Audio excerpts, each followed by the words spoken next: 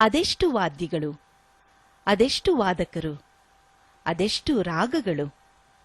ಈ ಸೊಗಸು ಸಂಭವಿಸಿದ್ದು ರಾಷ್ಟ್ರೀಯ ಸ್ವಯಂ ಸೇವಕ ಸಂಘ ಇತ್ತೀಚೆಗೆ ಬೆಂಗಳೂರಿನಲ್ಲಿ ಏರ್ಪಡಿಸಿದ್ದ ಅಖಿಲ ಭಾರತೀಯ ಶೃಂಗವಾದ್ಯ ಶಿಬಿರದಲ್ಲಿ.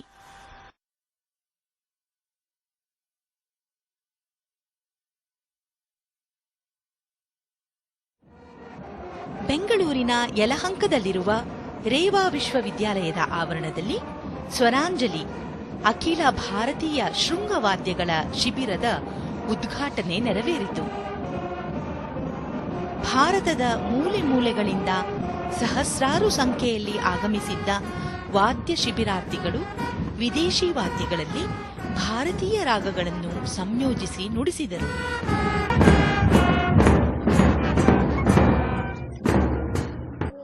सुधा कुंड दानवी नाभिके सोखे शोषक बाण चलाकर चामुंडा का भरे कलेवर रक्त बीज का रक्त सुलाकर पौंड्र शंख दे फूंक भीम का कौरव दल चीत्कार करेगा एक साथ करवट तो बदले सारा जग जयकार करेगा एक बार करवट तो बदले। अधिक मात्रा में वादन देश के अनेकानेक हिस्सों में प्रारंभ हुआ है पिछले 2008 से। उसके पहले है अपने देश में नागपुर, पुणे, कुछ मात्रा में असम प्रांत में, ऐसे अलग अलग कुछ प्रांतों में चलता था, लेकिन नागपुर, पुणे ऐसे 2 स्थानों पर अधिक वादन होता था। मेरे लिए तो बहुत स्वाभाविक है। प्रारंभ में स्वर्गीय सुब्बू श्रीनिवास जी का मैं स्मरण कर रहा हूं। कर्नाटक में घोष कार्य प्रारंभ करने वाले सुब्बू जी धीरे धीरे अखिल भारतीय स्तर पर घोष प्रमुख बन गए थे। घोष की जो यात्रा लगातार इस देश में चलती आई है विकास की ओर, इसमें सुब्बू जी का बहुत ही महत्व का योगदान है। घोष की लिपि की रचना हो, सिखाने की पद्धति हो, सामूहिक रूप में घोष प्रदर्शन का कार्यक्रम जैसा संघ में शुरू हो गया, इसमें हो, घोष विभाग को कई नई आयाम देने वाले एक साधक थे सुब्बू जी। आज हमारे बीच में वो नहीं है, लेकिन हर्ष की बात है घोष की यात्रा को आगे जो ले जा रहे हैं हमारे जगदीश जी, देखने में सुब्बू जी जैसे ही दिखते हैं, चिंतन भी वैसा ही है, क्रियाशीलता में उनसे कम नहीं है। अच्छा लगता है। ಮರುದಿನ ವಿಶೇಷ ಶೃಂಗ ಘೋಷ್ ಸಂಚಲನ ವಯಾಲಿಕಾವಲ್ ಪೆವಿಲಿಯನ್ ಮೈದಾನದಿಂದ ಮಲ್ಲೇಶ್ವರಂ ಆಟದ ಮೈದಾನದವರೆಗೆ ಸಹಸ್ರಾರು ಸಂಖ್ಯೆಯ ವಾದ್ಯ ತಂಡದವರು ಮೆರವಣಿಗೆಯಲ್ಲಿ ಸಾಗಿದರು.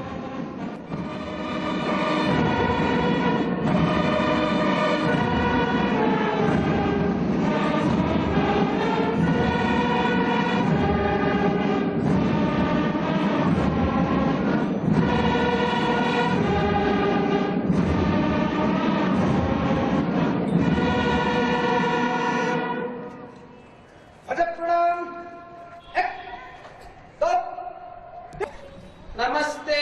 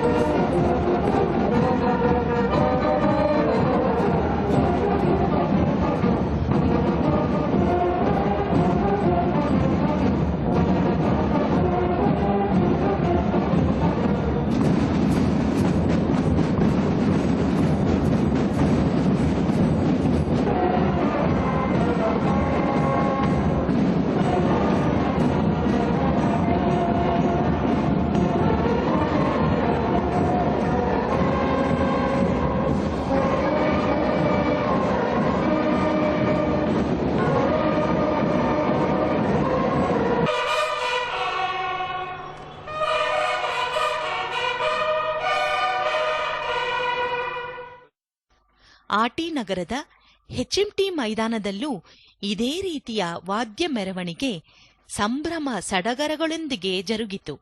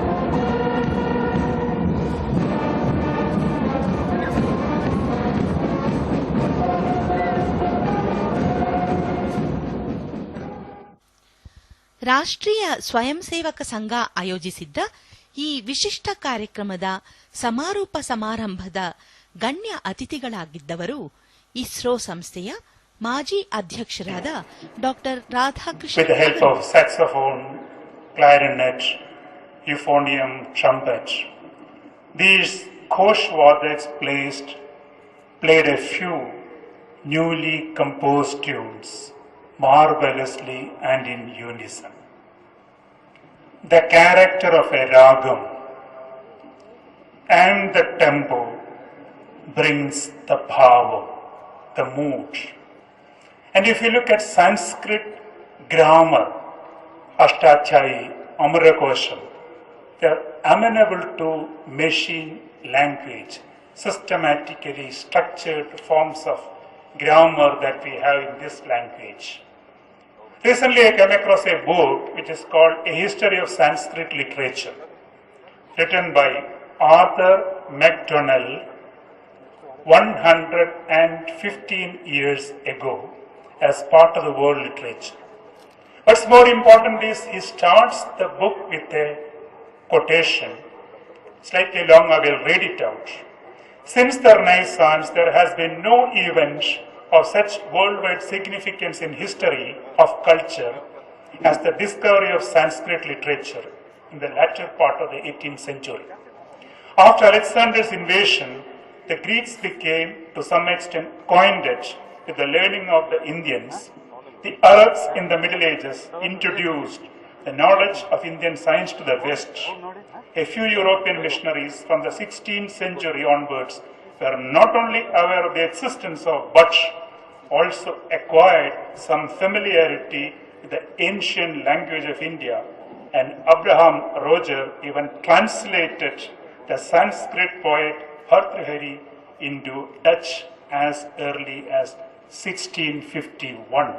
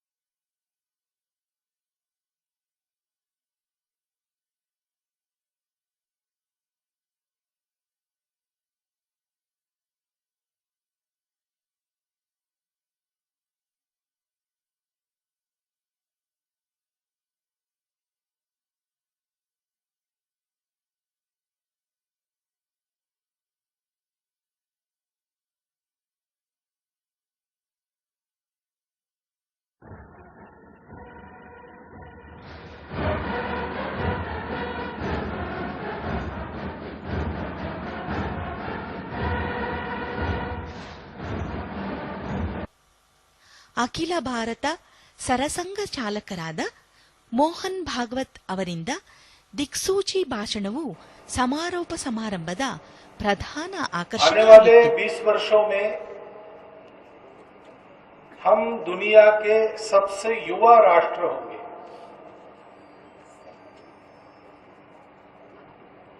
लेकिन इस युवा शक्ति की दिशा क्या होगी? इस विषय के निष्कर्ष में हमारे अतिथि जी ने कहा कि मूल्यों का प्रश्न है। हमारे मूल्य क्या है? हमको अपने मूल्यों पर खड़ा होना पड़ेगा, तब हम अपने देश के लिए निष्काम कर्मयोग कर सकते हैं।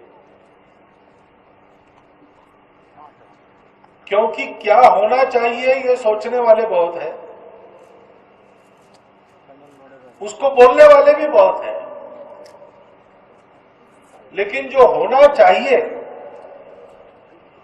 उसको करने वाले कम होते हैं, तब केवल बातें होती है, परिणाम नहीं निकलता। देश के लिए जो होना चाहिए वो करने वाला समाज खड़ा करना है।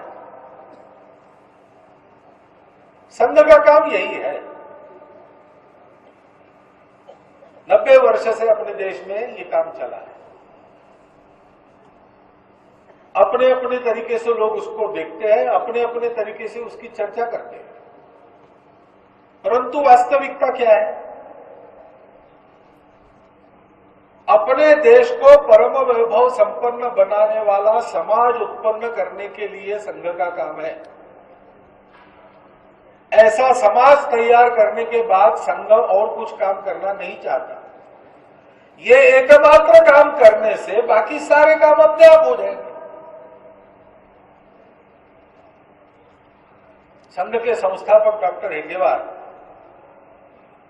अपने जमाने में बहुत सक्रिय थे, बचपन से सक्रिय थे। देश के हित में चलने वाले किसी भी उपक्रम को उन्होंने छोड़ा नहीं, उसमें सहभागी रहे।